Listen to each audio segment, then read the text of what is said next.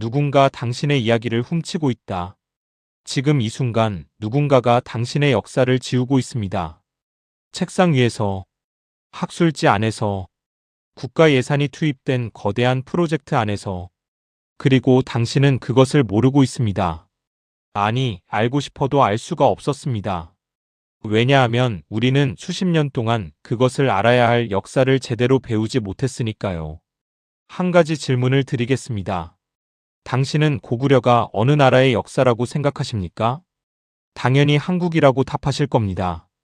그런데 지금 이 시각 중국의 공식 역사서와 국가 지원 연구기관들은 이렇게 말하고 있습니다.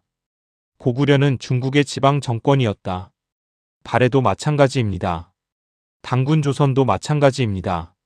심지어 그 이전 인류 문명의 새벽에 이 땅에서 피어올랐던 황국의 흔적조차도 중국은 자국의 역사로 편입시키려 합니다. 이것을 역사학자들은 역사전쟁이라고 부릅니다. 그리고 지금 우리는 그 전쟁 한복판에 있습니다. 총성 없는 전쟁. 칼도 없고 군대도 없지만 지는 쪽은 자신이 누구인지조차 모르게 되는 전쟁. 정체성을 빼앗기는 전쟁. 오늘 이 영상은 그 전쟁의 실체를 파헤칩니다. 영국의 역사 저널리스트 빌 헤이턴의 분석적 시각으로 중국의 의도를 해부하고 한국 고대사의 심장인 황국과 당군의 정신을 되살리며 그것이 오늘을 사는 우리에게 무엇을 의미하는지 독일의 실존 철학자 하이데거의 언어로 풀어낼 것입니다. 그리고 영어권 학자들의 시각을 통해 이 모든 이야기가 세계 속에서 어떤 위치에 있는지 확인할 것입니다. 이것은 단순한 역사 강의가 아닙니다. 이것은 당신이 누구인지를 되찾는 이야기입니다. 끝까지 함께해 주십시오. 역사 전쟁의 서막 지도는 누가 그리는가? 역사는 중립적이지 않습니다. 역사는 항상 누군가에 의해 쓰여지고 누군가의 이익을 위해 편집되며 누군가의 권력을 정당화하기 위해 활용됩니다. 이것은 음모론이 아닙니다. 역사학의 가장 기본적인 전제입니다. 인류 문명사를 돌아보면 강대국이 부상할 때마다 반드시 역사를 재편하려는 시도가 뒤따랐습니다. 로마는 정복한 민족들의 신화를 흡수하거나 재해석했습니다. 대영 제국은 식민지의 역사를 야만의 역사로 규정함으로써 지배의 정당성을 만들었습니다. 일본은 조선인들에게 너희는 독자적인 역사를 가진 민족이 아니다라고 가르침으로써 저항 의지를 꺾으려 했습니다. 그리고 지금 중국이 같은 방법을 사용하고 있습니다. 다만 21세기의 역사전쟁은 더욱 정교합니다. 군대가 아닌 학자를 동원합니다. 총포가 아닌 논문을 씁니다. 점령이 아닌 학문적 해석이라는 이름으로 타국의 역사를 자국의 것으로 편입시킵니다. 중국과 한국의 역사를 비교할 때 우리가 반드시 짚어야 할 것이 있습니다. 두 문명의 서로 다른 기원과 계보입니다. 한국 문명의 뿌리는 동이족의 문화권에 있습니다. 동이족은 고대 동아시아에서 중원의 화하족과는 구별되는 독자적인 문화계통을 가졌던 민족 집단입니다. 이들은 태양 숭배와 광명 사상을 중심으로 한 독특한 정신 문화를 발전시켰으며 이것이 황국, 배달국, 고조선으로 이어지는 한국 고대 문명의 철학적 토대가 됩니다. 반면 중국의 황하 문명을 중심으로 한 화하족의 역사계통은 이와 구별됩니다. 물론 고대에는 두 문명 간의 교류와 영향이 있었습니다. 하지만 교류가 있었다는 사실이 두 문명이 같은 뿌리를 가졌다는 의미는 아닙니다. 그리스와 이집트가 교류했다고 해서 그리스 문명이 이집트 문명의 일부가 되지 않는 것처럼 중국은 바로 이 교류의 흔적을 근거로 삼아 한국의 고대 역사를 자국 역사의 범위 안에 편입시키려 합니다.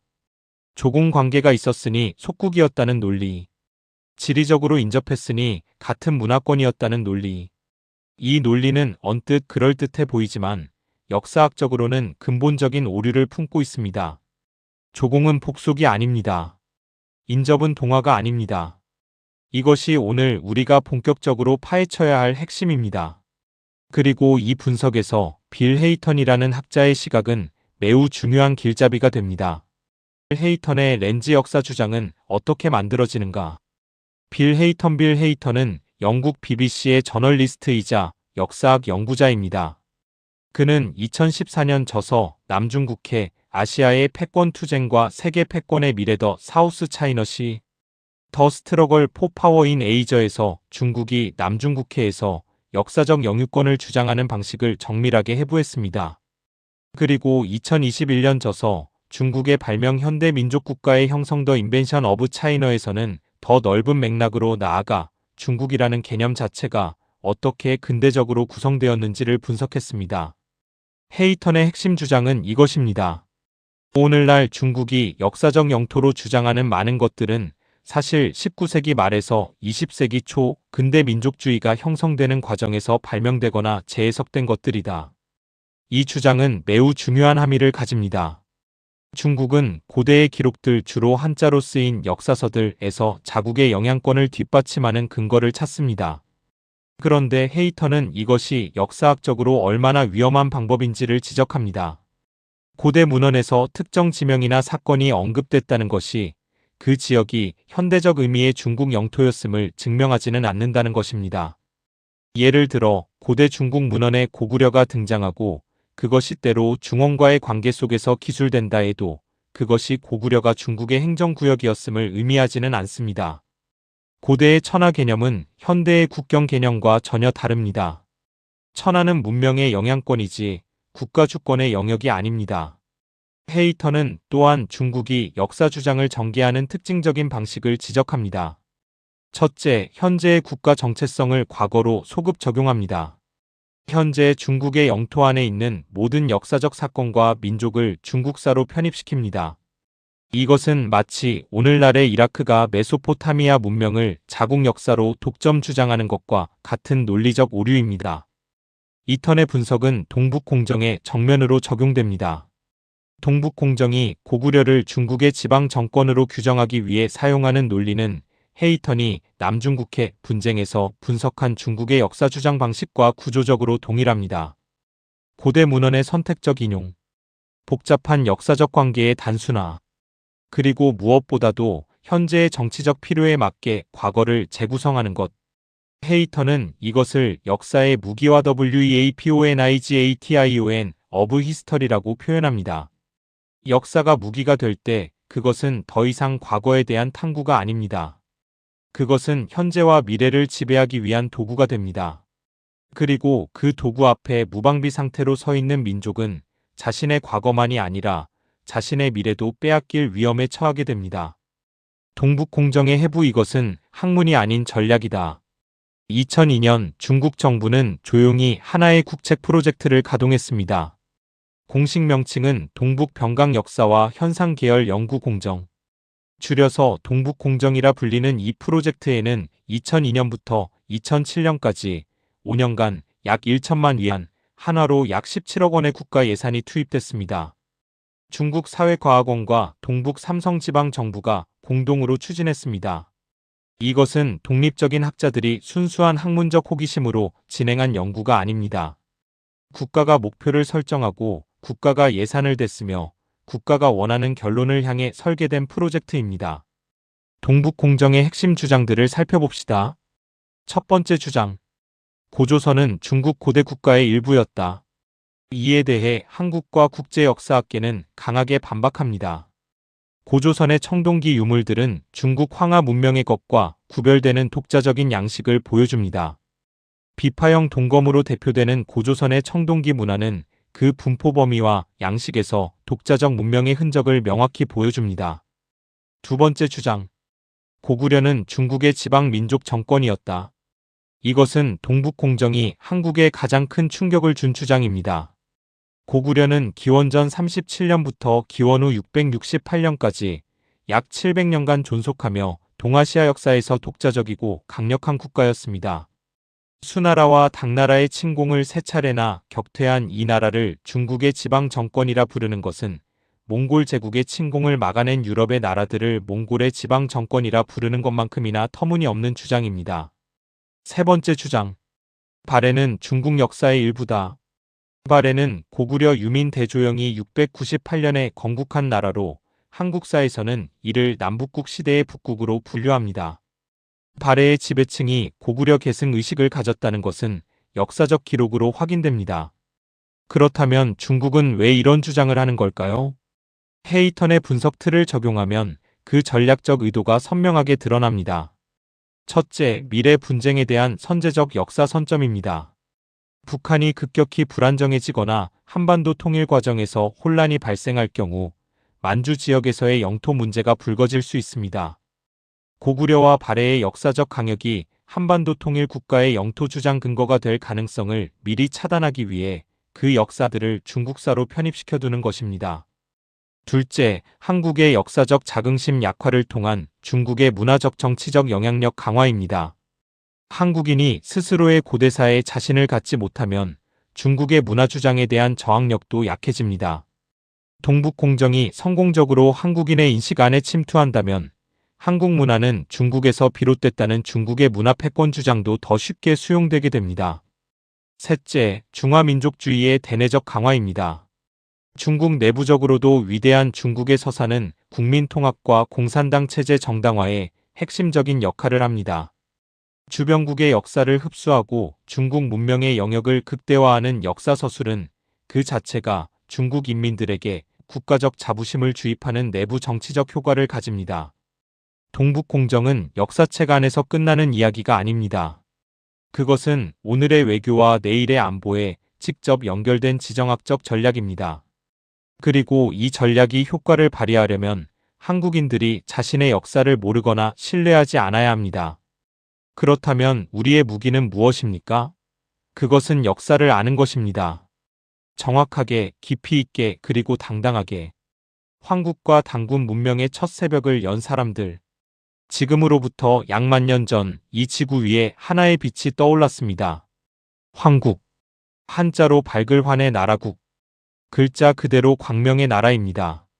환단고기를 비롯한 상고시대 기록들에 따르면 황국은 파미르 고원과 바이칼호 일대를 중심으로 번성했던 인류의 초기 정신 문명 국가 연합체였습니다. 12개의 나라로 이루어진 이 연합체의 핵심 사상은 광명, 즉 빛이었습니다. 빛을 삶의 원리로 삼고 빛처럼 세상을 밝히는 존재가 되고자 했던 사람들의 문명. 황국은 이후 배달국으로 이어집니다. 배달국의 시조는 거발한 환웅으로 그는 삼위태백, 즉 오늘날 백두산 지역으로 내려와 문명을 일구었습니다. 환웅이 가져온 것은 풍백, 우사, 운사바람, 비, 구름을 다스리는 이들과 함께한 360여 가지의 인간 삶에 관한 지식과 법도였습니다. 이것은 단순한 신화적 표현이 아닙니다. 농업, 기상, 의학, 법률 등 문명의 핵심 요소들을 담당하는 사회 조직 체계를 상징하는 것으로 해석됩니다. 그리고 배달국에서 당군 조선이 탄생합니다. 당군 왕검은 기원전 2333년에 아사달의 도읍을 정하고 조선을 건국합니다. 중국의 역사에서 요 임금 시대에 해당하는 이 시기에 이미 이 땅에서는 독자적인 국가 문명이 꽃피고 있었습니다. 당군 왕검은 기원전 2333년에 아사달의 도읍을 정하고 조선을 건국합니다. 중국의 역사에서 요 임금 시대에 해당하는 이 시기에 이미 이 땅에서는 독자적인 국가 문명이 꽃피고 있었습니다. 당군의 건국 이념은 한마디로 압축됩니다. 홍익인간. 널리 인간을 이롭게 하라. 이 6글자를 표면적으로만 읽으면 도덕적 구호처럼 들립니다. 하지만 그 심층을 탐구하면 놀라운 철학적 깊이가 드러납니다. 홍익인간은 특정 민족이나 계층만을 이롭게 하라는 것이 아닙니다.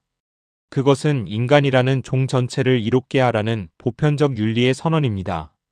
인종도 계급도 국적도 경계로 두지 않는 이 사상은 서양에서 계몽주의가 인권의 보편성을 선언하기 수천 년 전에 이미 국가 건국 이념으로 선포된 것입니다.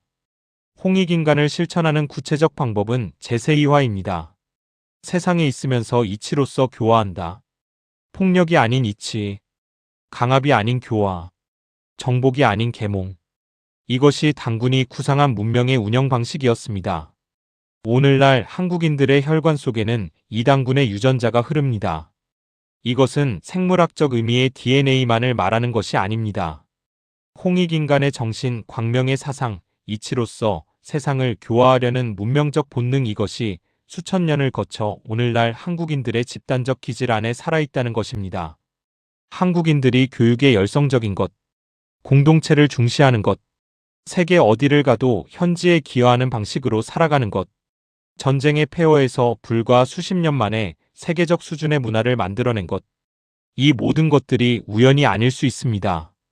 그것은 만년의 세월을 거쳐 다듬어진 문명적 DNA가 발현되는 것일 수 있습니다. 그리고 중국은 바로 이 DNA의 뿌리를 자국의 것으로 만들고 싶어 합니다. 하이데거의 철학으로 뿌리를 아는 자만이 자유롭다. 마르틴 하이데거 마턴 하이디거는 20세기 가장 영향력 있는 철학자 중 한 명입니다. 그의 철학의 출발점은 단 하나의 질문입니다. 존재란 무엇인가와 IST 사인? 그는 서양 철학이 수천 년 동안 이 질문을 잊어버리고 있었다고 주장했습니다. 존재자들 사물, 사람, 사건들을 탐구하면서 정작 존재한다는 것이 무엇인가라는 근본 질문을 회피했다는 것입니다. 하이데거는 인간을 현존재 DASEIN라고 불렀습니다. 독일어로 다거기사인이씀, 즉 세계 안에 던져진 존재.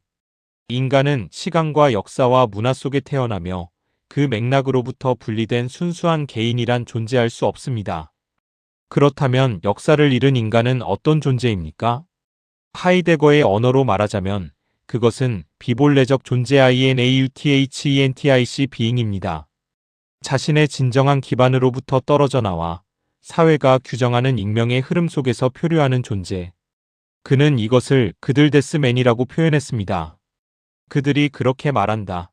그들은 이렇게 산다는 흐름에 자신을 녹여버리고 정작 자신이 누구인지, 어디서 왔는지, 어디로 가야 하는지를 묻지 않는 존재. 수십 년의 역사 교육 공백이 만들어낸 한국인의 정체성 혼란은 하이데거의 언어로 보면 바로 이 비본래적 존재 상태입니다. 자신의 뿌리를 모르기 때문에 외부에서 제공되는 정체성을 자신의 것으로 착각합니다. 서구의 문화적 기준이 자신을 정의하게 내버려 두거나 중국이 말하는 역사서사에 반박하지 못한 채 끌려갑니다. 이것이 바로 하이데거가 경고한 자기 망각의 SEINSVERGESSENHEIT 존재의 망각의 상태입니다. 반면 하이데거가 제시한 본래적 존재 어센틱 비잉로의 길은 무엇입니까? 그것은 자신의 피투성, GWORFENHEIT를 직시하는 것에서 시작합니다. 피투성이란 우리가 선택하지 않았지만 태어나면서부터 주어진 역사적, 문화적, 언어적 조건들을 말합니다. 나는 한국인으로 태어났다. 나는 당군의 후손으로 태어났다. 나는 홍익인간의 정신을 DNA 안에 품고 태어났다. 이 사실을 회피하지 않고 정면으로 받아들이고 그것을 자신의 존재 근거로 삼는 것. 그때 비로소 인간은 자신의 기투, ENTWRF 자신의 가능성을 향한 던짐을 시작할 수 있습니다. 내가 어디서 왔는지 알기 때문에 어디로 가야 하는지 결정할 수 있습니다. 뿌리를 알기 때문에 나무가 어떤 방향으로 뻗어야 하는지 알 수 있습니다. 이 지점에서 하이데거의 철학과 당군의 홍익인간 사상은 놀랍도록 공명합니다. 홍익인간은 자신이 누구인지를 알고 광명의 문명에서 온 존재, 이치를 품은 존재의 그 바탕 위에서 세상을 이롭게 하겠다는 실존적 결단입니다. 이것은 하이데거가 말한 본래적 존재의 실천과 구조적으로 동일합니다.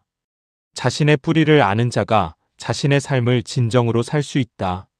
하이데거는 또한 귀향 HEIMKUNFT, 홈커밍을 중요한 개념으로 제시했습니다. 귀향은 물리적 고향으로의 돌아감이 아닙니다. 그것은 자신의 존재 근원 자신이 속한 언어, 역사, 공동체의로의 철학적 귀환입니다. 방황하던 존재가 자신의 뿌리로 돌아와 비로소 자신이 누구인지를 알게 되는 순간. 한국인에게 귀향이란 무엇입니까? 그것은 황국의 광명 사상으로 돌아가는 것입니다. 당군의 홍익인간으로 돌아가는 것입니다. 수천 년 전 이 땅의 선조들이 품었던 널리 인간을 이롭게 하라는 삶의 지향점으로 돌아가는 것입니다. 그리고 하이데거의 관점에서 이 귀향은 도피가 아닙니다. 그것은 가장 강력한 형태의 실존적 각성입니다. 영어권 학자들의 증언 세계는 이미 알고 있다. 한국 고대사의 재평가와 중국의 역사 왜곡에 대한 비판은 한국 학자들만의 주장이 아닙니다. 세계학계, 특히 영어권의 역사학자들과 국제관계 전문가들 사이에서도 이 문제에 대한 인식이 빠르게 높아지고 있습니다. 미국 하버드 대학교의 동아시아 역사 연구들은 최근 고조선 문명의 독자성에 주목하기 시작했습니다. 특히 고고학적 발굴 성과들이 누적되면서 고조선의 청동기 문화가 중국의 황하 문명과 구별되는 독자적 계통을 가졌다는 주장이 학문적 지지를 얻어가고 있습니다. 비파형 동검의 분포 지역과 그 양식적 특징은 중국 중원의 청동기와 명백히 다르며 이것은 고조선이 문화적으로 독립적인 문명권이었음을 고고학적으로 뒷받침합니다. 영국 옥스퍼드 대학교의 중국-동아시아 관계 연구에서도 동북공정에 대한 비판적 시각이 등장하고 있습니다. 이 연구자들은 중국의 역사 주장이 학문적 근거보다 정치적 동기에 의해 추동되고 있다는 점을 지적하며 이것이 동아시아 지역의 역사적 상호 이해를 심각하게 저해한다고 우려합니다. 앞서 소개한 빌 헤이턴 외에도 호주 국립대학교의 동아시아 정치 전문가들은 중국의 샤프 파워 전략의 일환으로서 역사 왜곡의 위험성을 분석합니다. 샤프 파워는 군사력이나 경제력이 아닌 정보, 역사 서술, 문화적 침투를 통해 타국의 사회와 여론에 영향을 미치는 권력의 형태입니다. 중국이 역사 왜곡을 통해 한국, 베트남, 몽골 등 주변국의 역사적 자긍심을 약화시키려는 시도는 이 샤프 파워 전략의 핵심 메커니즘으로 분석됩니다. 미국의 외교정책연구소들 역시 이 문제를 심각하게 다룹니다. 랜드 코퍼레이션 R&D 코퍼레이션 전략국제문제연구소 CSIS 등의 보고서들은 중국의 역사 패권 시도가 단순한 학문적 논쟁을 넘어 동아시아 안보 환경에 직접적인 영향을 미친다는 점을 강조합니다. 역사적 정당성을 확보한 측이 미래의 영토 분쟁과 외교 협상에서 유리한 위치를 차지하기 때문입니다. 홍익인간 사상에 대한 영어권의 재발견도 주목할 만합니다. 현대 서양 철학에서 공공선퍼블릭 구드, 공동체주의 COMMUNITARIANISM, 지속 가능한 윤리 SUSTAINABL이 에식스가 화두로 부상하는 가운데 일부 비교 철학 연구자들은 홍익인간이 이 모든 개념들을 선취하고 있었다는 점에서 높은 관심을 보입니다. 널리 인간을 이롭게 하라는 이 선언은 장자크 루소의 사회계약론이나 존 스튜어트 밀의 공리주의보다 수천 년 앞서 보편적 인간 이익을 국가 철학의 중심에 놓은 것이라는 평가입니다.